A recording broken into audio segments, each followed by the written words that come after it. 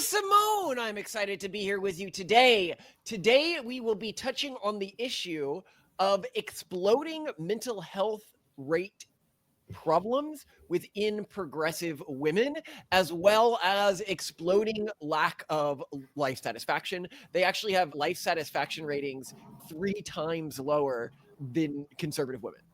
And we're going to be going into corresponding data that could explain this.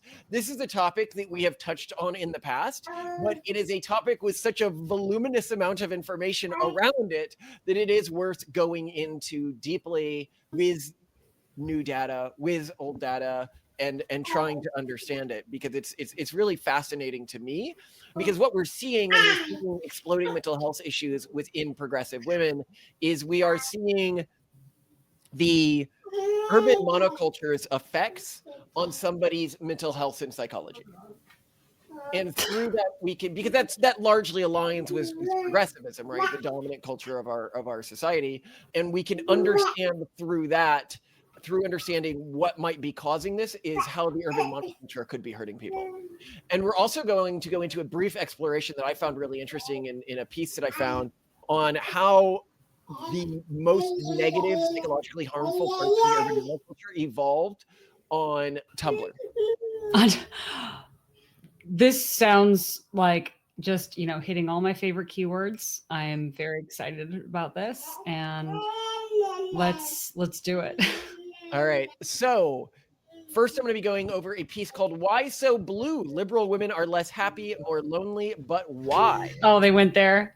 So, good points on the title.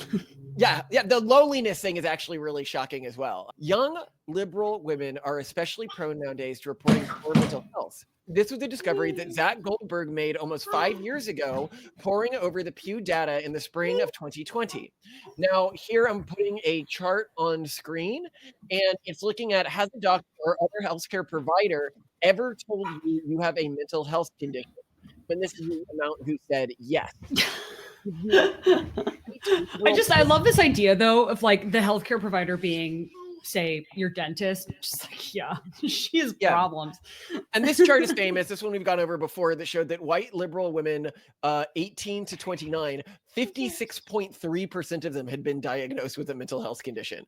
Conservative women, I think is not the problem that they're seeing therapists in the first place. I think it's really hard for anyone to see a therapist and not be diagnosed with something, even if they're completely normal. Well, the therapists are part of the cult of the urban monoculture. It's like going to your confessions. Like, they see it as important. As I've mentioned, I've seen women who will screen dating guys who aren't seeing a therapist. And that's like, they have been incepted with the dependency of the urban monoculture to believe that I cannot be mentally healthy and no one can be mentally healthy without seeing a therapist. Yes. And yet when you see the therapist, they point out how mentally. Yeah, Rubyard actually had an interesting talk about this, where he's like, he went to see a progressive therapist and then a conservative therapist, and the progressive therapist just kept having him ruminate on his problems. Yeah. And the conservative therapist was like, okay, here's a chart. Here's what you need to do. Here's the timeline for getting rid of it.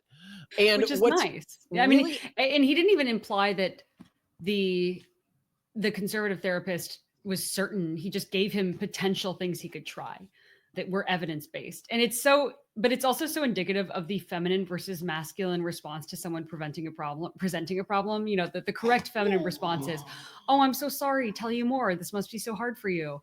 And then the masculine response is, okay, let's make a solution. And that scene is so toxic by many people. Oh, absolutely. But to this graph right here, one thing that's really interesting in it is, yes, okay, over half of liberal white women have a mental health condition or have been diagnosed with one. But also keep in mind here that the moderates had about the same rate of being diagnosed as the conservatives. So the white moderate women, 28.4%, white conservative women, 27.3%. And this goes down a lot in older age ranges. When you're looking at like the 65 plus, it's only 5.9%. for those women. Another really interesting thing is that if you look at older ages, the difference between males and females being diagnosed with mental health issues decreases. And it also decreases when you're looking at moderates. With moderates, you see men and women being diagnosed at around the same rates. But in both conservatives and progressives, you see women being diagnosed much more. And what's really interesting is in progressives, you see about the same rates of diagnoses at 30 and up, but it's 18 to 29 where you see the big difference. And I think this has to do with where mental health professionals have sort of penetrated and captured aspects of these markets. Like if you are a progressive guy, what I actually think is happening here, no, that can't be what's happening because the rate's not going up. Yeah, I just think it's we'll get into how Tumblr caused all this, but any more thoughts on this before I go further? I want to go further. I just want to keep going. Further research in 2022 found that depression had surged among liberal high school girls in the last decade and a half, and much more so for them than other high schoolers, especially conservatives. And so here we're going to look at another article titled "Why the Mental Health of Liberal Girls Sank First and Fastest."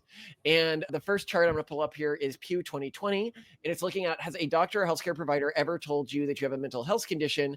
And it's just what we were looking at before, but it's done as a graph, which I think is a bit easier to see. Graphs are so much easier. The next chart is depression scores by gender and politics. And what you can see here is female liberals are absolutely at the highest here, and their depression scores started to shoot up. They were always higher, but they were about in line with male liberals. They started to shoot up at around 2011. Was that when the girl, whatever, the believe her movement started? Me Too? No. Yeah, Me Too. No, Me Too started much later. Let's see. Yeah, 2017. But it was founded by activist Tarana Burke in 2006. So we're talking way before that.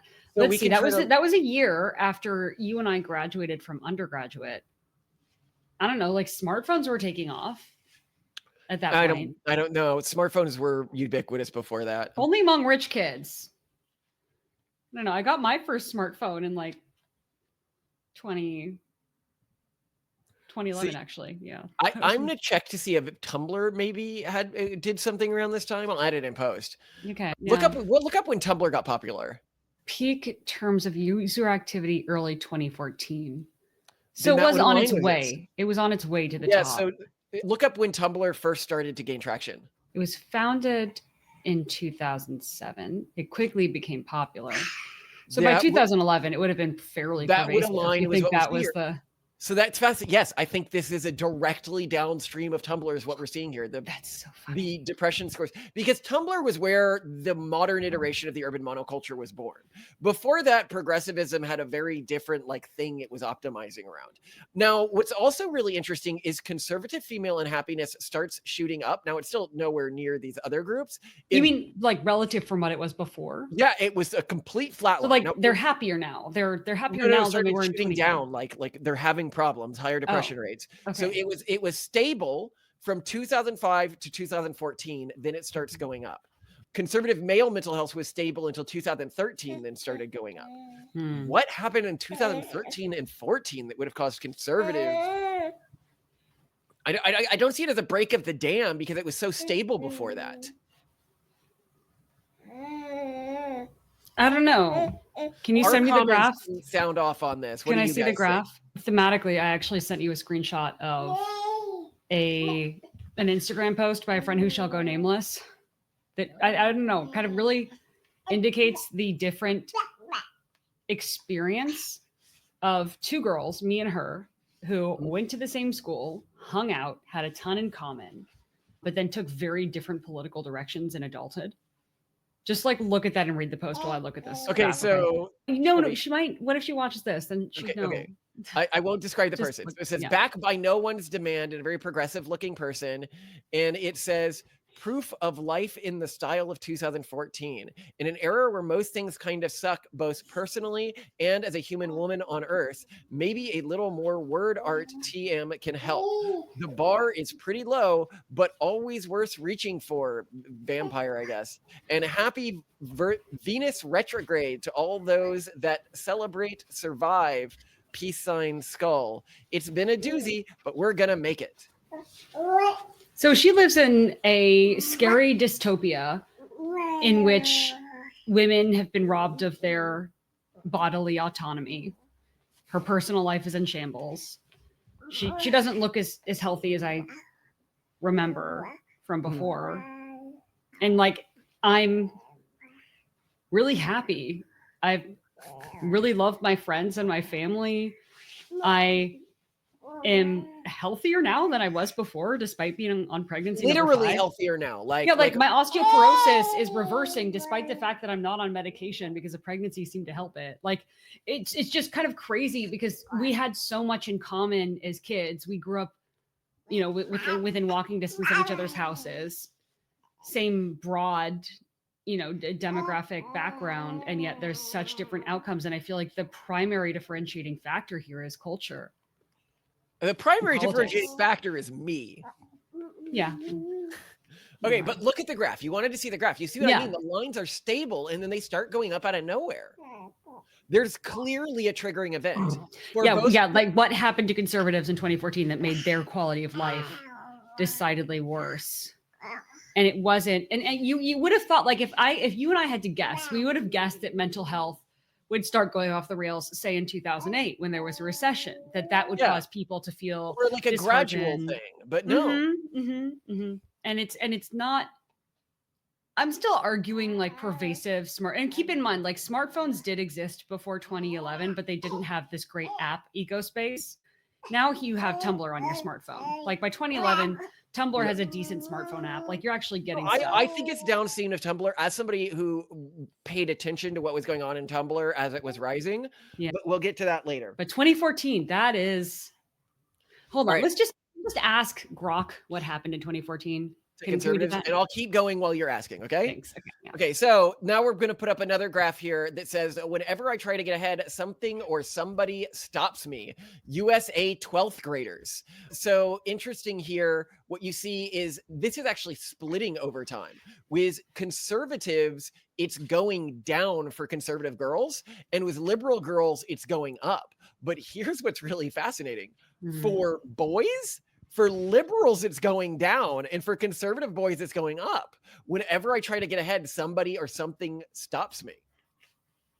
And for conservative boys, felt more stymied. Yeah. That makes them stronger. It's like a good thing. But it's the opposite with girls.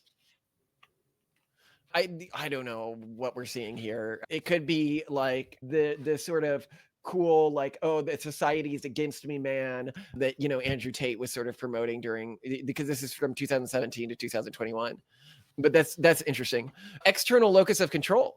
Here, what you see is 2017 to 2021, liberal girls shoots up the internal locus of control, and conservative girls actually goes down a bit. With boys, so conservative young women lost their internal locus of control. They have more an internal locus of control. Okay. So progressive young women had more of an external locus of control, meaning they attributed their life's problems more to external factors. Yes, which is shown to be correlated with poor mental health. I mean, it's really, but here's the thing. I thought this was more core to progressivism, but if you look at boys, liberal boys and conservative boys have about the same rate. Here, I think that's because boys aren't allowed to blame outside factors because they're the patriarchy. It doesn't matter. No. What's interesting is they have about the same rate, and it's about what liberal girls have. What? Yes, conservative girls are like way. So conservative girls are the only ones who are like, yeah, it's on me. Yeah. What? That doesn't make any sense. What it shows is that conservative girls are a better catch than conservative boys. Yeah, apparently. Well, it is a smaller pool. Like, that's another thing. Yeah. You know, there's 2 conservative boys for every 1 conservative girl. And I assume that number might be even more severe for those age ranges. What did Grok say when you asked it? Honestly, I'm not getting anything. It said the cultural events, the ice bucket challenge goes viral in 2014. Remember that? People dumping ice water over their head to donate money. The Grand Budapest Hotel came out. Robin Williams died. Guardians of the Galaxy came out. That was good. It was good. Yeah. It made me happy. Guardians of the Galaxy conservative or liberal.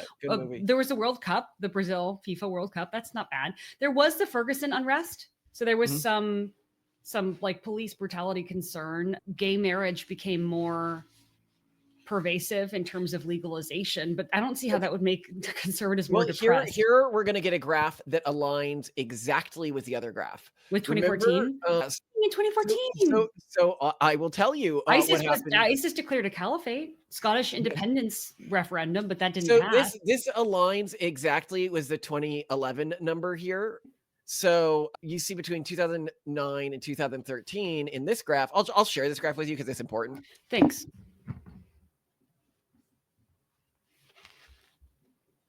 Midterm elections in the US, like nothing really happened in 2014. It was not a consequential year, really. I mean, it's sort of things churned along, but it wasn't like, oh, like new administration, huge social change. Okay, so here's a graph. In this graph, what you see is the other numbers line up with mean derogation, or like self-degradation is what you're seeing here. Self-derogation. Oh, like derogatory remarks you make about yourself. Yes. Okay. Liberal girls and liberal boys began to shoot up on this at around that time period, with conservatives shooting up at the later time period tied to their increasing rates of depression. This is a cultural factor tied to something that's causing young people to say terrible things about themselves over and over and over again. And people can be like, oh, that must be social media. But Facebook existed long before this and was popular long before this. When I was in college. When did Instagram peak? Hold on. When did Instagram first take off? Because Facebook was very homegrown. You used Facebook to make sure people weren't like catfishing you. Because really, it wasn't a place of idealized pictures. It was a place of, here's what your life is like. Here's what your friends are like. Instagram launched in 2010. It could be the 2014 boost, Instagram. I could see that. Because Instagram is more popular with conservatives. Yeah, Rain. Yeah. I'm gonna say Instagram. Instagram was really, and I mean, Facebook even had those reports that leaked where it was like, yeah, we know these make people feel terrible about themselves. Sorry. I think Instagram may have been where the culture that was started on Tumblr interacted with and infected conservative females first and then males. That would make a lot of sense to me. No, I think it's more about idealization and not feeling like you're good enough. I disagree. Really? Because, look, that happened before all of this. If you look at the 90s, everyone was concerned about how pretty the models were and that girls not living up to that. The women who girls would have had to compare themselves to before social media might have even been more beautiful on average. But no. It was very different. And it felt very different for me. And the reason why it did was that they were movie stars. They were in magazines. And suddenly with Instagram, it was like, no, these are my peers. And you have to understand, like, our friends and colleagues who have children that are young teens, the way these girls look, their knowledge of makeup is like, you're like your mom's level. They have like 16-step beauty routines. You have to, like, the standards to which women hold themselves now, if they are online, if they are on Instagram or now TikTok, are insane. By the way, there was this recent scandal with TikTok. They had a fat filter, one that made you look chubby. I think it was called chubby filter. Sorry, Andy. And all these like Instagram and like TikTok models kept using the filter, like showing what they would look like fat. And then it got a lot of people mad, which I just love. I want more of that. I want ugly filters. Hilarious. Okay. So I'm going to read here from the article that we were pulling these graphs from that I mentioned earlier. And this is on the Tumblr hypothesis. Phelps, Roger, and Rowling take us through the dizzying events of the early 2010s. This is the witch trials of J.K. Rowling is talking about here. As the social media site Tumblr exploded in popularity, reaching its peak in early 2014. Tumblr hit peak popularity in 2014 and also vivaciousness. Tumblr was different from Facebook and other sites because it was not based on anyone's social network. It brought together people from anywhere in the world who shared an interest and often an obsession. Oh, yeah, like affinity groups rather than your immediate friends. Like Facebook was really your college friends and then your high school friends. But yeah, you're right. That is okay. That is interesting. Phelps Roger interviewed several experts who all pointed to Tumblr as the main petri dish in the nascent ideas of identity, fragility, language, harm, and victimhood, which evolved and intermixed there. Angela Nagel, author of Kill All Normies, described the culture that emerged among young activists on Tumblr, especially around gender identity, in this way. There was a culture that was encouraged on Tumblr, which was to be able to describe your unique, non-normative self. And that's to some extent a feature of modern society anyway. But it was taken to such an extreme that people begin to describe this as a snowflake, referring to the idea of each snowflake is unique. The person who constructs a totally kind of boutique identity for themselves and then guards that identity in a very, very sensitive way reacts in an enraged way when anyone does not respect the uniqueness of that identity. And I saw this 100%. Were you like, not from the Tumblr perspective, but from the other side? Because I was really into Tumblr in action, which was for finding crazy Tumblr posts. I was really into exploring the crazier side of Tumblr all the time because I found it from a psychological perspective really interesting. And humorously, you know, I didn't see them as not my people either. I saw the Tumblr people as it's very much like, well, like related to nerdy culture and stuff like that. I may have had some like, oh my God, they're so silly, whatever. But like silly people should be able to do what silly people want, and there's no harm to this. Yeah. And Strange Aeons on YouTube does so many great Tumblr deep dives. Yeah. I don't find myself associating it with mental toxicity so much as I find myself associating it with weird fan communities. This is where even the modern concept of trans identity evolved on Tumblr. Because before Tumblr, transness was something you needed to be diagnosed with because you needed gender dysphoria. And then the people on Tumblr who were like, oh, you're not trans because you aren't diagnosed, they were called true scum. And this whole movement evolved that sort of harassed them constantly. And then the Too Cute's the one that said anyone can be any gender they want whenever they feel like it. They basically won that war. And it's also where the Therian community evolved. These were the people who wanted to be identified as animals and stuff like that. Oh, right. On top of so Therians are not furries, right? No, they're not. It's more like trans to crossdresser. That's Therian to furries. Crossdressers, no, they're not actually the other gender, and they're like, this is just something I like doing. Furries, no, they're not actually the animal. They're like, this is just something I like doing. And then there's crazy ones who think that they're like actually a raccoon or a girl or something like that. Although that seems to have really died down recently. Is it just me? Therians? Yeah.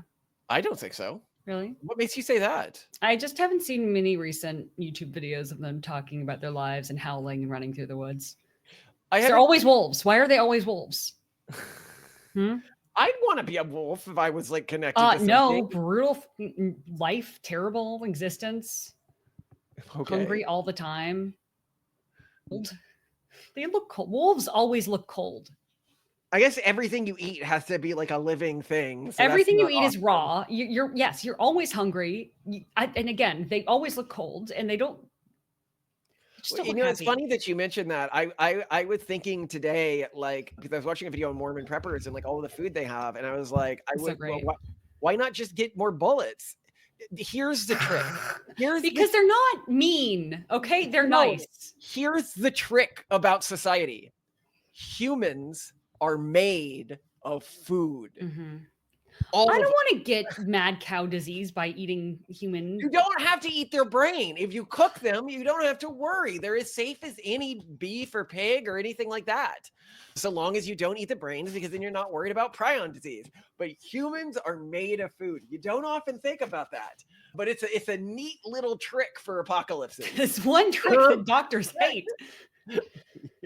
Oh my God, I hate you so much. You hate me so much. It's only been like 4 hours. Aren't you resorting to cannibalism a little quickly? That's the law of the land, Mr. Director. Now, wait a minute. We all had a big breakfast. Can't you people go without eating for a little while?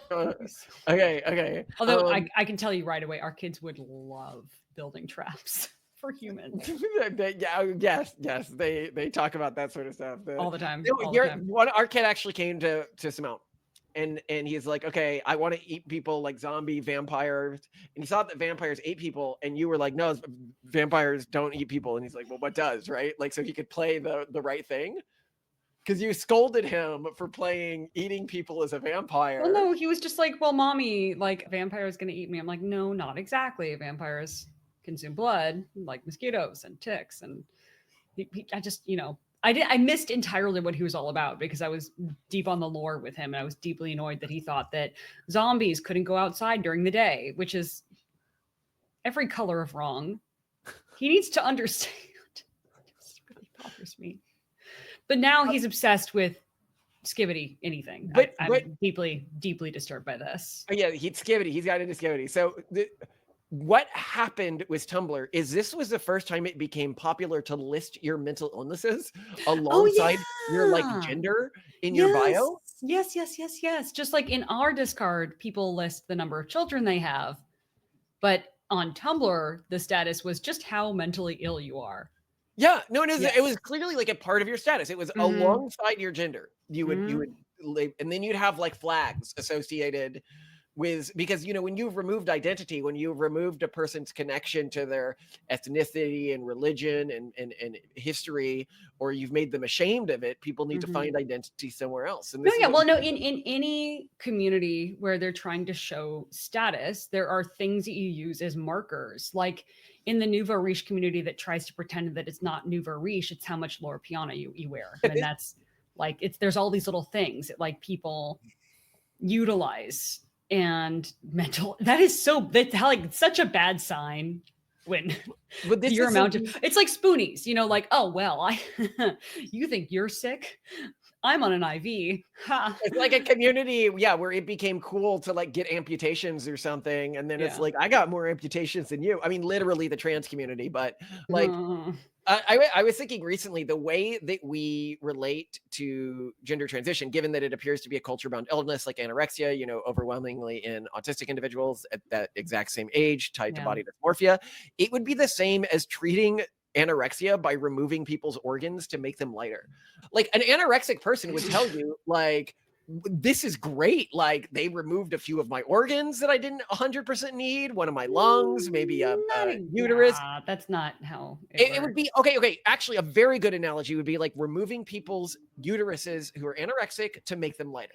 Yeah, especially, yeah. Because then it's like additional like abdominal volume that you'd be thrilled to get rid of. Everyone wants that flat belly. And you also want that gap. So if you could just like remove like just musculature from your thighs. And the anorexic people would be thrilled about this. They'd tell everyone afterwards, this is the best surgery. I love it. Pro Ana is like a huge thing. Like, but all the same people would be like, that is a really bad way to handle this condition. Yeah. So to continue here, Nagel described how on the other side of the political spectrum, there was, quote, the most insensitive culture imaginable, which was the culture of 4chan, end quote. The communities involved in gender activism on Tumblr were mostly young progressive women, while 4chan was mostly used by right-leaning young men. So while there was an increasingly gendered nature of the online conflict, the two communities supercharged each other with their mutual hatred, as often happens in a culture war. The young identity activists on Tumblr embraced their new notions of identity, fragility, and trauma all the more tightly, increasingly saying that words are a form of violence. While young men on 4chan moved in the opposite direction, they brandish a rough and rude masculinity, in which status was gained by using words more insensitively than the next guy. It was out of this reciprocal dynamic that experts on the podcast suggest that today's cancel cultures were born in the early 2010s. And I do think that that's what we're seeing here. This is also where the birth of what became the new right, the tech right, the MAGA Republicans came from. As we pointed out in one of our videos for people who want to see an interesting historical documentary, the new right, the modern MAGA right, the online right, was born out of the atheist movement, the online atheist and skeptic movement, which split into two groups. One group was like, oh, you guys weren't actually interested in the truth. You just wanted to dunk on conservatives. And then the other group was actually interested in the truth. And many of them have converted back into religions like ourselves. But very, very interesting to note that all of this started on Tumblr versus 4chan. Trump was first pushed by 4chan. And when I say 4chan got Trump elected, many people are like, well, 4chan wasn't that relevant in the general election, in his first general election. I agree. But 4chan was super important in gaining him internet popularity and making him seen as a viable candidate in the primaries. Absolutely. And people forget what a joke candidate he was in the primaries, that all the other conservatives were making fun of him. And 4chan memed him into, but he is the main counterculture candidate. we have what we have now. We have Doge now. All of this, and keep in mind how much the culture of MAGA still has those 4chan roots. That Elon called Doge, literally like a meme coin with like a dog that was commonly used on 4chan. Yeah. Now, let's look at more modern evidence, okay? Yes, new evidence from a 2024 American Family Survey indicates it is. Young liberal women are markedly less satisfied with their lives than their conservative peers. And this is from the original article, not the second article. Okay. Specifically, we found that 37% of conservative women reported being completely satisfied with life, while only 12% of liberal women did. So less than half. Back to that high school, elementary school friend of mine, then and now, you know, me now, her now. It's Would you so say weird. you're completely satisfied? Yes. Yeah. Especially vis-a-vis her. I mean, obviously there are so many ambitions and things that we want to achieve together, and we want to have so many more kids. We want to do so much more good in the world. But that comes from a place of like a deep feeling of agency and satisfaction, and it was what we've already done. Yeah, right. Like that we can do that. Young conservative women were 3 times as likely to report being very satisfied with life compared to young liberal women. Moreover, liberal women are 2 to 3 times more likely to report that they are quote unquote not satisfied with their lives compared to conservative women. And consistent with previous research, the effect of ideology on young women's happiness held up to controls for age, education, and race. And so I'm putting a graph on screen here that says liberal women least likely to be completely satisfied with life. And you see it's just a huge difference. And it goes up. It's 12% for liberals, 28% for moderates, 37% for conservatives. So huge jump there. Now let's look at loneliness rates. Okay. So it's not just this, and this is in 2024, right? So with liberal women, 29% say they feel lonely often. Only 11% of conservative women feel that. And you get the middling 19% for moderates. Do you think this is because conservatism likely tracks really highly with being a member of a church, and that's built-in community? I think so, but I don't think that that's all of this. I would assume you're actually finding the same thing with liberal women who attend churches. Well, and I would guess so. I think it's 2 factors. Yes, I think one, it's that there's a higher correlation of church attendance and therefore community membership. But I would also argue that a conservative woman and a liberal woman with the same amount of social interaction in their lives would probably define the state of their loneliness differently. In that a progressive woman would be far more likely to see it differently. Yeah, perceive it as like, this is a problem. I don't feel perfectly satisfied, or I feel like No. I disagree with the way you're framing this. I think that conservatives genuinely feel less lonely, even if they are the same amount of interpersonal interactions, because there is no status to be gained. So your emotions, the way you relate to your emotional state, is largely due to your internal framings. You can significantly alter your internal state. Yeah. And so with the conservative, there is no benefit to self-victimization. And so they don't do it. Liberals are trained to have this mindset through things like Tumblr and stuff like that. Like even they're also trained to know that if they don't feel 100% perfect, that is a problem. Whereas I think conservatives are more likely to understand that this state is transient, or not even think about it, not even be like, oh, I'm feeling something bad. They're just like, okay, the bigger things to worry about.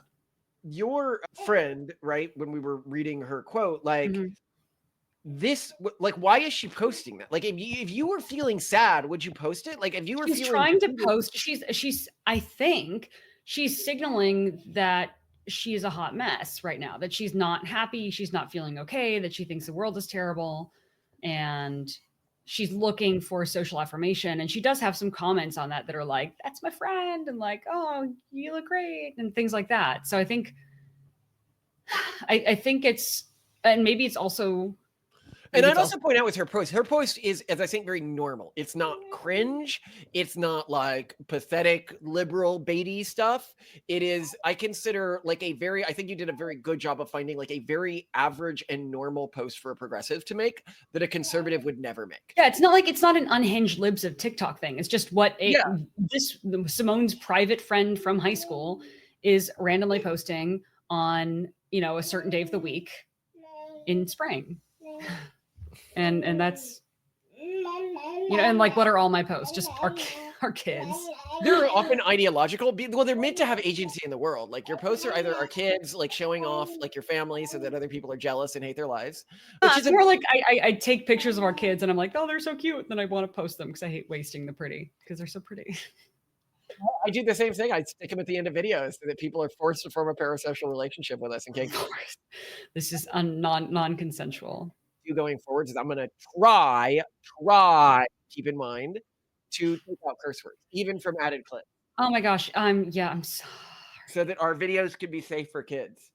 Well, I don't think kids need to be shielded from curse words, but I think they should be taught that curse words are, for lack of a better way to put it, like low class. A sign.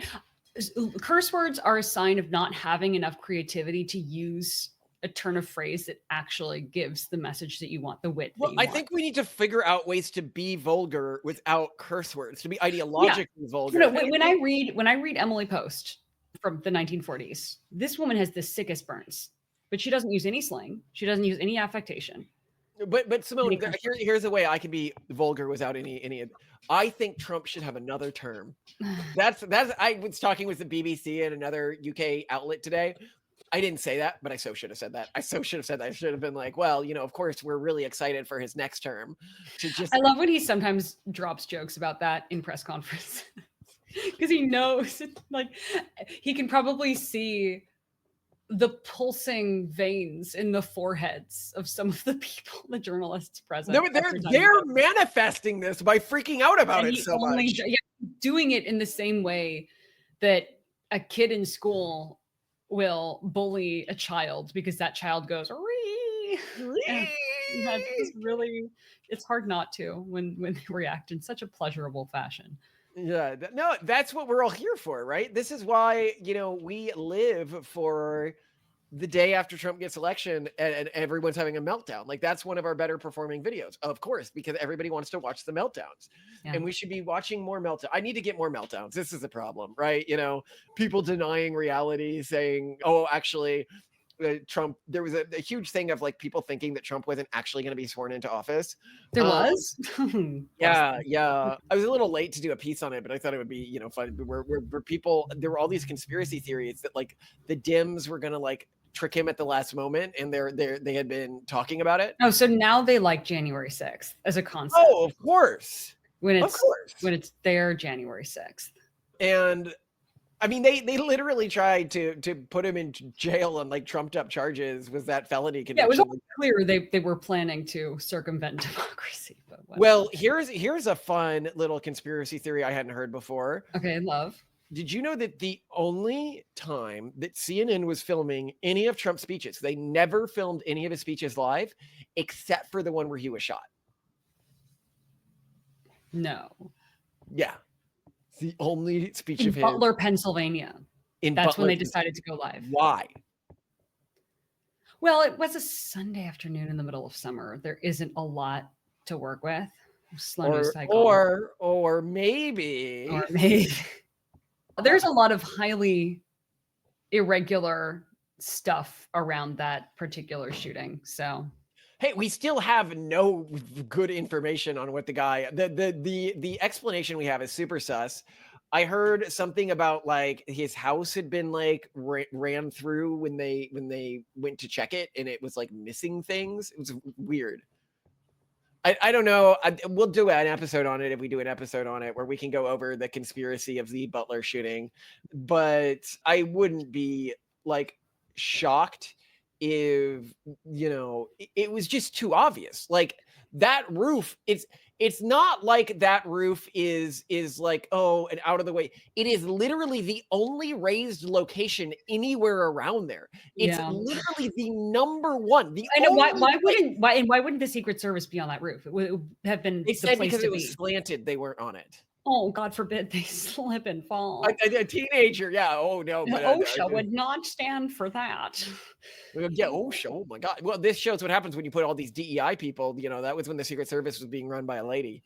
And we know that a lady was not the most qualified person to run the Secret Service. I don't mean this in like a women don't know this stuff way. I mean this in a, I know statistically the number of men versus the number of women in the Secret Service means it's highly unlikely that the most competent person in the entire Secret Service was a woman. Oh, just because, yeah, if you have like 74 women candidates and you have 538 male candidates, we have a problem. There's like no way. Like this was obviously DEI nonsense. So maybe she was trying to protect her job.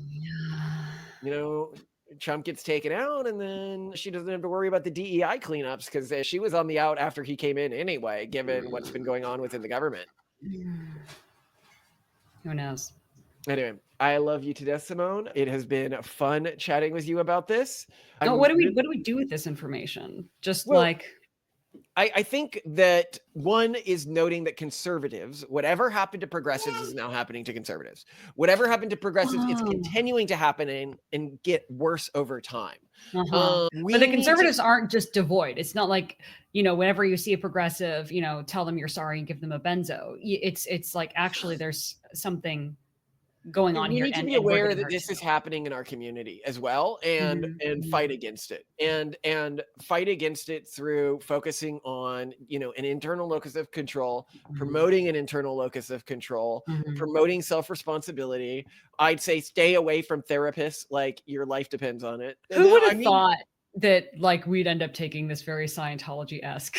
Well, no, it's funny because modern therapy, as I often say, functions more like Scientology. That's it's such a weird double reverse flip. But I had a friend reach out to me, a progressive, who heard me rant about this a long time ago and apparently thought I was being stupid or crazy. She recently emailed me and was like, I started going to work on these issues with a number of psychologists, and you were right. I had no idea how bad it is. I am dedicating a big portion of my life and philanthropic efforts now to bringing attention to how bad modern psychology has become. The story of your life. You're like, oh, this is a problem. Everyone says, Malcolm, you're crazy. Malcolm, you're delusional. Malcolm, you need to get checked out. Malcolm, you're lying through your teeth. 5 years later. Yeah, you were right about that. That was kind of crazy, Malcolm. Yeah, or they just pretend that they always agreed with you and that you're delusional and saying that you were ahead of the time on this. I always knew fertility collapse was a problem. I always knew it wasn't just a developed world problem. I always knew that the psychologists had basically become a scam cult. Yeah. I always knew. And no, there are still good psychologists out there. It's just, it's hard to identify them. And I think that I wouldn't risk it with my own kids. Now I am somebody who was trained as a psychologist. Okay, that's part of my training as a neuroscientist. I was trained in that. I worked in that field.